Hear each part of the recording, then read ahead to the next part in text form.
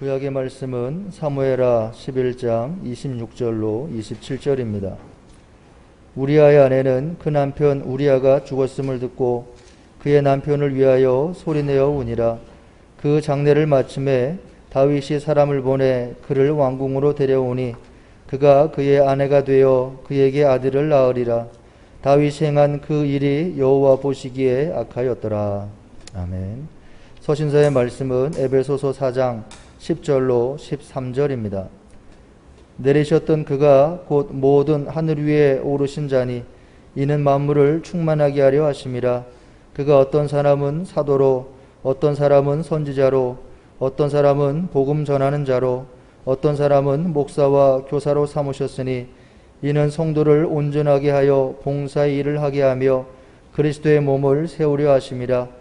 우리가 다 하나님의 아들을 믿는 것과 아는 일에 하나가 되어 온전한 사람을 이루어 그리스도의 장성한 분량이 충만한 데까지 이르리니. 아멘. 복음서의 말씀은 요한복음 6장 24절로 35절입니다.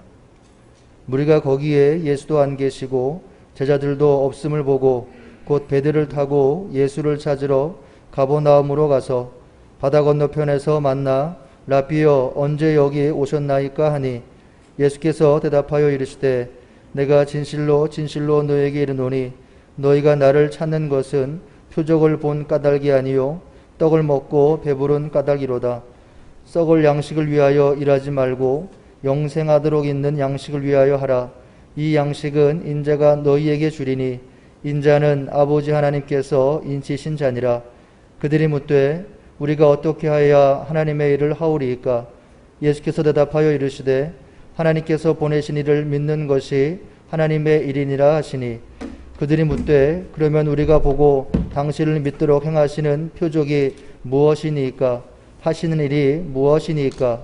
기록된 바 하늘에서 그들에게 떡을 주어 먹게 하였담과 같이 우리 조상들은 광야에서 만나를 먹었나이다. 예수께서 이르시되 내가 진실로 진실로 너에게 이르노니 모세가 너희에게 하늘로부터 떡을 준 것이 아니라 내 아버지께서 너희에게 하늘로부터 참 떡을 주시나니 하나님의 떡은 하늘에서 내려 세상에 생명을 주는 것이니라. 그들이 이르되 주여 이 떡을 항상 우리에게 주소서. 예수께서 이르시되 나는 생명의 떡이니 내게 오는 자는 결코 줄이지 아니할 터이요 나를 믿는 자는 영원히 목마르지 아니하리라. 아멘. 주님의 말씀입니다. 그 한국 불교 경전 중에 하나인 능엄경에 보면 이런 가르침이 있습니다. 어떤 사람이 손가락으로 달을 가리켜 다른 이에게 보인다면 그 사람은 가리키는 손가락을 따라 달을 쳐다봄이 마땅하다. 그러나 그가 달을 보지 않고 손가락을 보고 달의 본체로 여긴다면 그 사람이 어찌 둥근 달만 잃은 것이겠는가? 손가락 또한 잃어버린 것이다. 능엄경 제2권에 나오는 이야기입니다.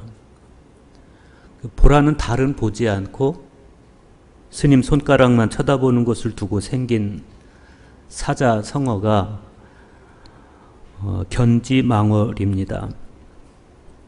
본질은 보지 않고 지엽 말단적인 것에만 집착하는 것을 두고 쓰는 말입니다. 손가락을 보고 그것을 달로 여기는 사람이 결국에는 둥근 달만 잃는 것이 아니고 손가락마저 잃어버린다. 그래서 결국 그 사람은 이후로 손가락을 보고 달이라고 할 것이기 때문에 그렇습니다. 사람이 이런 견지망월에 빠지는 것은 전적으로 스스로의 어리석음 때문이고 결국 그에 따른 결과도 스스로의 몫입니다. 뒤집어서 견월망지라는 말도 있어요. 가리키는 손가락은 있고 달을 본다.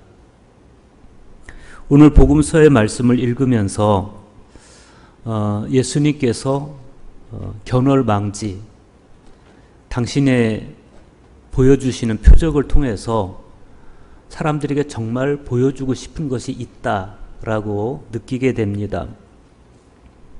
오늘 말씀을 이해하기 위해서 지난주 복음서의 장면으로 잠시 돌아가 보면 유월절이 가까운 어느 날 예수님께서 많은 사람들이 당신을 향해서 몰려오는 것을 보시고 빌립에게 이렇게 물으십니다. 우리가 어디서 떡을 사서 이 사람들을 먹이겠느냐? 이렇게 물어보실 때 예수님은 그 몰려오는 군중들을 바라보는 빌립의 시선과 빌립의 마음이 예수님과 같기를 원하셨을 겁니다. 그런데 안타깝게도 빌립의 대답은 예수님의 바람, 예수님의 마음을 비켜가고 맙니다.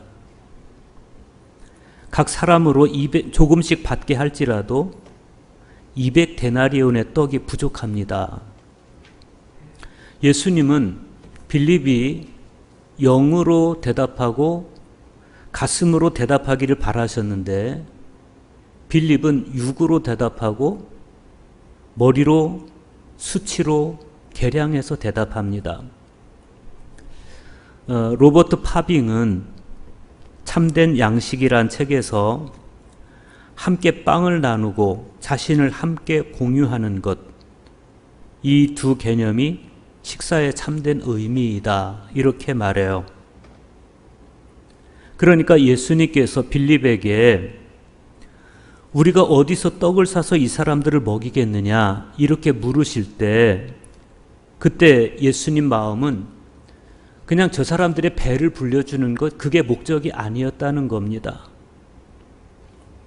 예수님께 있어서 떡이라는 것은 그저 배나 불려주는 음식, 그것이 아니고 정서적이고 심리적이고 지적인, 더 나아가서 영적인 양식이었습니다. 그래서 떡을 같이 먹는다는 것은 사회적 사건이기도 하고 그 떡을 통해서 함께 나누면서 진정한 교제가 이루어질 때 그 떡을 나누는 것은 사회적 사건이기도 하고 동시에 그 떡을 통해서 하나님, 예수님께서 진정 주시고자 하시는 것을 볼 수 있다면 그것은 영적 사건이기도 한 겁니다. 그런 의미에서 빌립은 정말 예수님을 너무 몰랐다. 예수님께서 빌립에게 사람들을 잠디밭에 335 앉도록 하십니다. 그리고 떡을 가져서 축사, 감사기도 하신 다음에 그 335 앉아있는 사람들에게 나눠주시고 물고기도 그들이 원하는 만큼 주셔요. 그리고 그 결과가 어땠습니까? 여러분들이 다 아시는 그대로 요한은 사람들이 배불리 먹었다 이렇게 증언하고 또 먹고 남은 조각이 12바구니에 찼다 이렇게 결과를 이야기해 줍니다. 그 순간을 경험한 사람들은 아, 저분이 바로 사람들이 말한 그 선지자구나 이렇게 여기면서 예수님을 임금으로 삼으려고 그래요. 그도 그럴 것이 예수님의 이 오병이어 표적은 하늘에서 만나와 메추라기가 떨어지던 모세의 광야 시절을 연상시켜주는 사건이었습니다. 그때 하나님께서 만나를 내려주시고 메추라기를 내려주신 것, 그것은 원망하는 그들의 배를 불려주시기 위한 목적이었습니다. 그러나 예수님께서 광야에서 오병이어의 기적을 주신 것은 다른 목적이 있는 거예요. 그들이 육적으로 뿐만 아니라 생명의 양식을 얻기 위한, 그들에게 생명의 양식을 주기 위한 목적. 그런데 사람들은 예수님의 그 뜻을 보지 못하고 그냥 배부르려는 목적으로 예수님을 임금으로 삼으려고, 그럴 때 예수님은 그들을 피해서 바다 건너서 가버나움으로 가십니다. 그런데 사람들이 거기까지 따라와요. 마치 부지중에 만났다는 듯이 라비여 언제 여기 오셨나이까 이렇게 물어봐요. 그런 그들에게서 방금 자신들에게 떡을 주신 예수님에 대한 찬미와 감사의 마음은 찾아볼 수 없어요. 그냥 호기심과 배부르기를 원하는 마음, 그런 얄팍한 감정만이 지금 예수님과 그들 사이에 있는 겁니다. 그런 그들을 향해서 예수님께서 하신 말씀이 바로 오늘 우리가 함께 읽은 말씀이에요.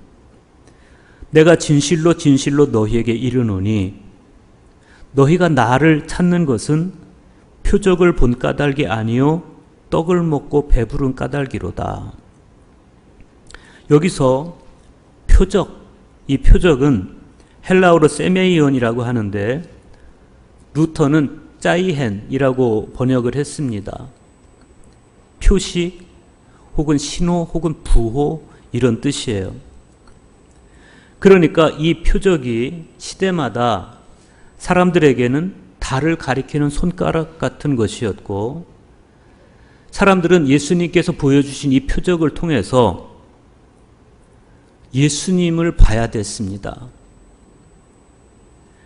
그런데 예수님 말씀은 뭡니까? 너희는 그 표적을 통해서 나를 보지 못하고 그냥 먹는 것에만 집착했다. 떡에만 집착했다. 그거예요. 먹고 배부른 것, 이거는요, 인간에게는요, 정말 영원한 유혹이고 숙명적인 겁니다. 우리가 한 가지 염두에 둬야 될 것은 예수님께서 그들의 식욕 자체를 나무라시는 게 아니에요. 오히려 성서적인 차원에서 이 먹는 문제는 하나님의 창조 섭리에 속하고 창조 질서에 속하는 겁니다. 먹어야 사는 거예요. 먹어야겠다는 욕망이 작동하지 않으면 사람은 살 수가 없어요. 문제는 뭐냐면 먹는 것에만 영혼을 몰입시키는 집착입니다. 그게 가버나움까지 따라온 사람들의 모습이었습니다. 예수님께서 그들에게 아주 중요한 말씀을 하세요. 27절 보세요. 썩을 양식을 위하여 일하지 말고 영생하도록 있는 양식을 위하여 하라. 영생하도록 있는 양식을 위해서 살아라. 이 말씀은 그러니까 손을 놓고 아무 일도 하지 말아라. 이런 뜻은 아니에요. 먹는 양식을 위해서 일하지 말아라. 이런 뜻이 아니에요. 성경은 일하기 싫거든 먹지도 말아라. 이렇게 말씀하고 이 썩을 양식, 이것을 긍정적으로 말하면 일용할 양식이에요. 예수님은 주기도문을 통해서 일용할 양식을 위해 기도하도록 가르쳐 주셨어요. 그러니 이 썩을 양식, 일용할 양식도 굉장히 중요한 겁니다. 그런데 썩을 양식을 위해서 일하지 말고 영생할 양식을 위해서 해라. 이 말씀은 썩을 것에 목을 매지 말아라. 이런 뜻입니다. 그것만을 위해서 살지 말아라. 이런 뜻이에요. 영생하도록 있는 양식, 바로 이 양식이 예수님께서 오병이어의 기적을 통해서 우선 그들의 배를 불려주시고 그 다음에 정말 그들에게 주시고 싶어 하신 것이었습니다. 그 양식이 뭐예요? 바로 예수님 당신이에요. 사람들이 예수님께 되묻습니다. 우리가 어떻게 하여야 하나님의 일을 하오리까? 유대인들은 율법의 영향을 크게 받아왔기 때문에 영생을 위한 양식을 얻기 위해서 뭔가 해야 된다고 습관적으로 그렇게 생각을 했어요. 누가복음 10장 25절에 보면 어떤 율법학자가 예수님께 내가 뭘 해야 영생을 얻을 수 있습니까? 이렇게 물어봐요. 그때 예수님의 대답이 이랬습니다. 하나님께서 보내신 일을 믿는 것이 하나님의 일이니라. 뭘 해야 합니까? 라고 행함을 묻는 유대인들에게 예수님은 믿음으로 대답을 하십니다. 믿음을 해답으로 제시해 주십니다. 그런데 이어지는 말씀을 보면 예수님과 유대인 사이의 이 대화가 어느 접점을 찾지 못하고 평행선을 달려요. 30절 보세요. 그들이 묻되 그러면 우리가 보고 당신을 믿도록 행하시는 표적이 무엇이니까? 관심사가 다시 표적으로 돌아왔어요. 눈에 보이는 표적에 마음을 두지 말고 표적이 가리키는 분에게 마음을 두라고 예수님께서 입에 침이 마르도록 말씀하셨는데 여전히 군중들은 표적을 벗어나질 못합니다. 오늘 우리도 그럴 수 있습니다. 우리도 신앙과 삶을 오해하고 예수님을 보지 못하고 그냥 표적에만 눈이 머무를 수 있어요. 몇몇 논쟁이 오간 다음에 예수님께서 35절에서 다시 한번 그들의 관념을 교정해 주십니다. 예수님께서 당신 자신을 이렇게 계시해 주십니다. 나는 생명의 떡이다. 당신의 정체를 나는 생명의 떡이다 이렇게 말씀하세요. 이 선언은 당시 유대 군중들 뿐만 아니라 오늘 저와 여러분에게도 굉장히 중요한 진리입니다. 우리는 주님의 이 선언 앞에서 정직해야 됩니다. 여러분, 지금까지 우리는 어떻게 살아왔습니까? 정말 예수님만이 나의 생명의 떡이고 예수님만이 나의 생명의 양식이라고 여겨서 예수님을 구하면서 예수 그리스도를 통해서 예수 그리스도로 말미암아 예수 그리스도로 인하여 살기를 소망하고 그렇게 살아왔습니까? 그런데 가만히 보면 우리는 예수님을 믿어요. 그래서 뭔가 영적으로 풍성한 듯 싶은데 그래도 여전히 배는 고파, 여전히 목은 마르고. 그게 뭘 말해줍니까? 예수님께서 말씀하신 생명은, 예수님께서 말씀하시는 영원한 생명은 우리가 떡으로 지탱하는 생명과는 질적으로 다른 것이다. 떡과 밥과 물로 지탱되는 생명과 예수님을 믿음으로써 얻는 생명은 다르다는 거예요. 무엇이 다릅니까? 이 질문에 대한 직접적인 대답을 하기 전에 생명에 대한 성경의 대전제를 알아야 됩니다. 성경은 생명의 주인이 하나님이시다 이렇게 말해요. 하나님께서 내 생명을 창조하셨다는 거예요. 하나님께서 내 생명을 창조하셨다는 것은 나의 생명이 창조주이신 하나님께 전적으로 의존되어 있다 이런 뜻입니다. 내 생명이 하나님께 의존된 생명이라는 것은 내 존재를 든든하게 세워주는 신학적인 대명제입니다. 독일 신비주의 아버지라고 불리고 또 사상가이기도 한 마이스터 에크하르트가 반복해서 사용하는 표현이 모든 존재자는 하나님 아버지께 전적으로 의존된다예요. 모든 존재자는 하나님 아버지께 전적으로 의존한다. 모든 모상의 근저에는 원상이 있다. 플라톤이 그렇게 말해요. 모상은 뭐냐면 원상을 바탕으로 만들어진 존재를 모상이라고 그래요. 그래서 모든 모상의 근저에는 원상이 있다. 이 플라톤의 사상을 신학적으로 재해석해서 그렇게 표현을 한 거예요. 예를 들어서 에크하르트는 언어를 예로 들어요. 내가 말을 발설하면 여러분은 그 모든 말을 받아들인다. 그럼에도 그 말은 고유한 의미에서 볼 때 여전히 내 안에 머물러 있다. 이런 연유로 나도 여전히 아버지 안에 머물러 있다고 말할 수 있다. 그리고 모든 피조물들의 원상이 아버지 안에 머물러 있다고 말할 수 있다. 에크하르트가 가장 중요하게 여기는 것이 하나님의 아들이 인간의 영혼 가운데 태어난 사실입니다. 그런데 하나님의 아들 예수 그리스도께서 마리아의 몸을 빌어서 이 세상에 오셨어요. 그렇지만 고유한 의미에서 예수 그리스도는 여전히 아버지 안에 머물러 있고, 그런 이유로 예수 그리스도 안에 있는 우리 역시도 아버지 안에 머물러 있는 것이다. 그 말씀을 하는 겁니다. 이렇게 하나님 안에 머물러 있는 존재이기 때문에 우리 생명은 떡으로만 유지되는 생명이 아니라는 겁니다.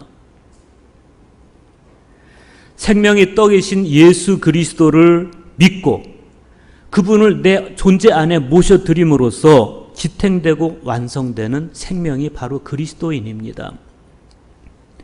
신약 성경의 핵심 주제가 바로 이거예요. 그런데 왜 우리는 그런 생명의 차원이 가슴으로 체감되지 않는 것일까? 여전히 내가 견지망월, 손가락만 바라보고 있어서 그런 것일까? 유대인은 표적을 구하고 헬라인은 지혜를 구하듯이 어떤 사람은 행위에서 답을 찾고, 어떤 사람은 교리에서 답을 찾고, 어떤 사람은 그냥 관념에 머물러 있기 때문에, 그래서 우리가 말씀을 듣거나 성찬에 참여하거나 해도 여전히 나는 주님과 주님 주변만 겉돌고 있는 것 아니냐는 거예요.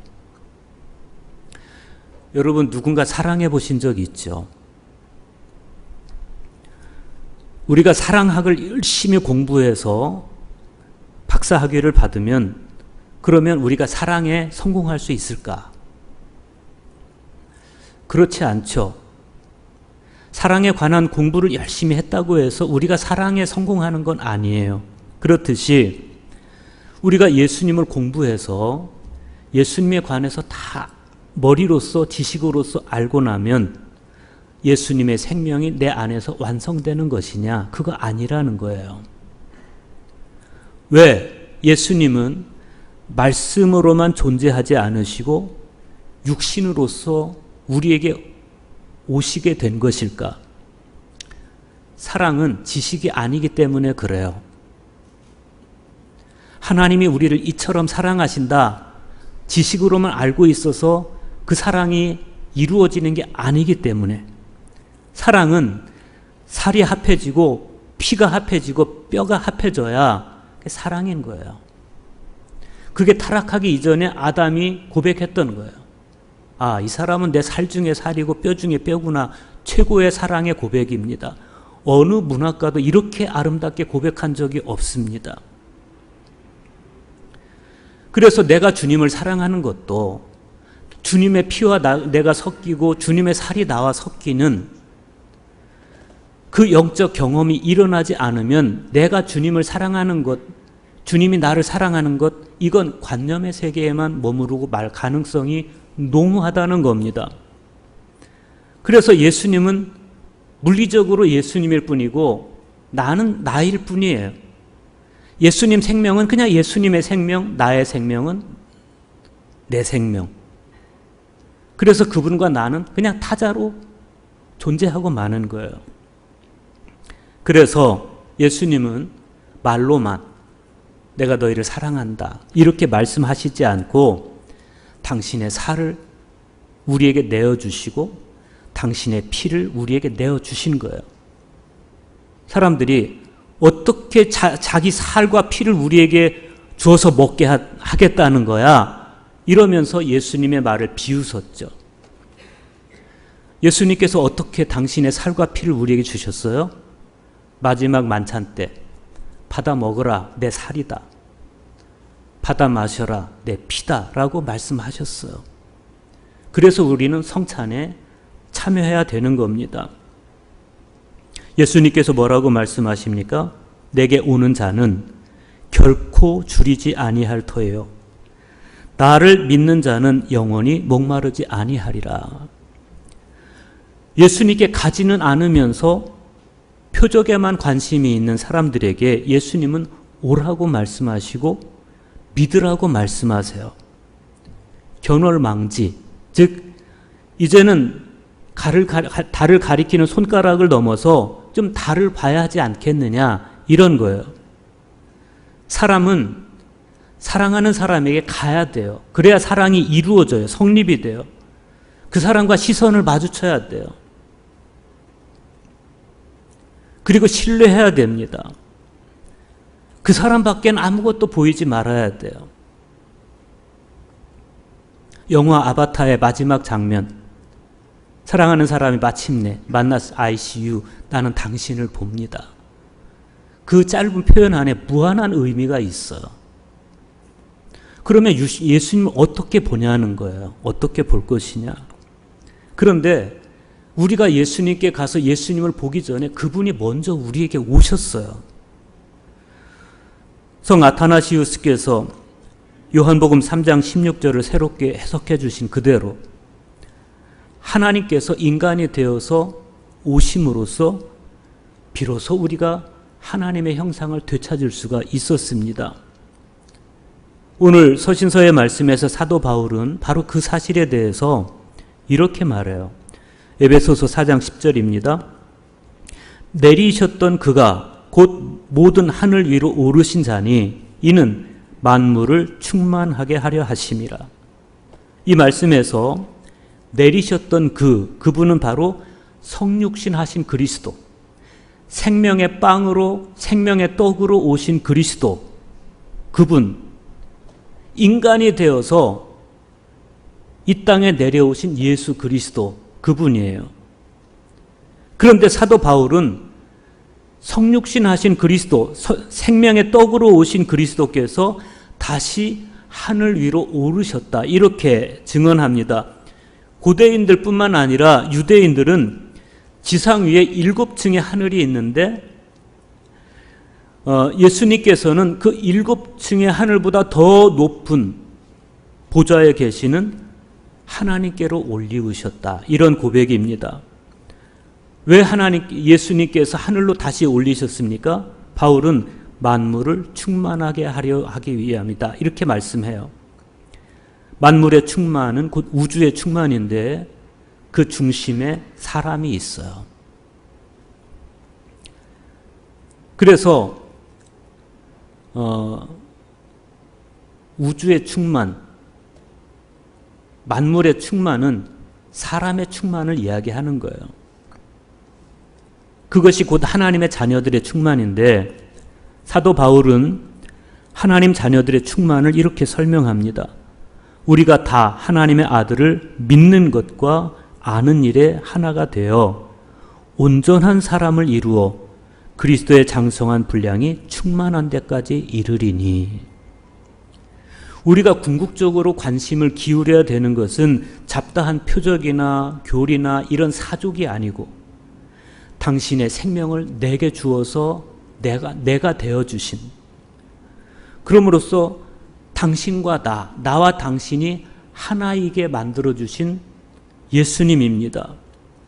그래서 우리는 내 생명을 걸고 오라고 말씀하시는 그분에게로 가야 되는 것이고, 믿음으로써 내 존재가 온통 그 예수님으로 충만하게 해야 되는 것입니다.